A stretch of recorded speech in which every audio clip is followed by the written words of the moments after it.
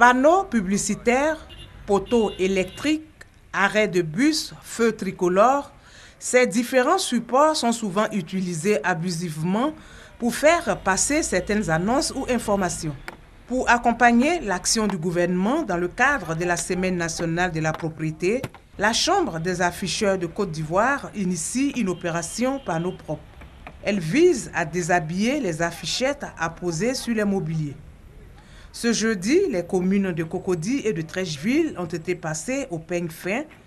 Tous les panneaux publicitaires ont été débarrassés des affiches illégales. Il y a des panneaux précaires qui se sont posés ça et là, en dehors de la réglementation, et tout le monde s'érige en afficheur, et indirectement ça a un impact sur la propriété nationale et sur le métier des professionnels que nous sommes.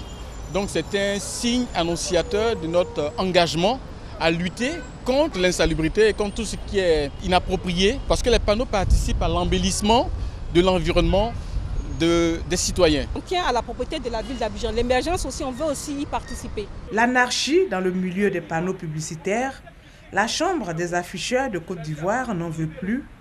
Pour ce faire, un plan d'action est prévu.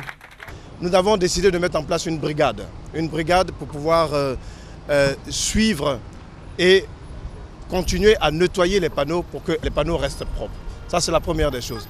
La deuxième des choses que nous comptons faire, c'est de faire des campagnes de communication auprès de la population pour que justement toute cette façon d'agir sur les panneaux puisse s'arrêter.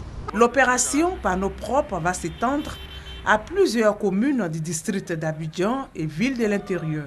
Objectif, leur donner un visage plus sain.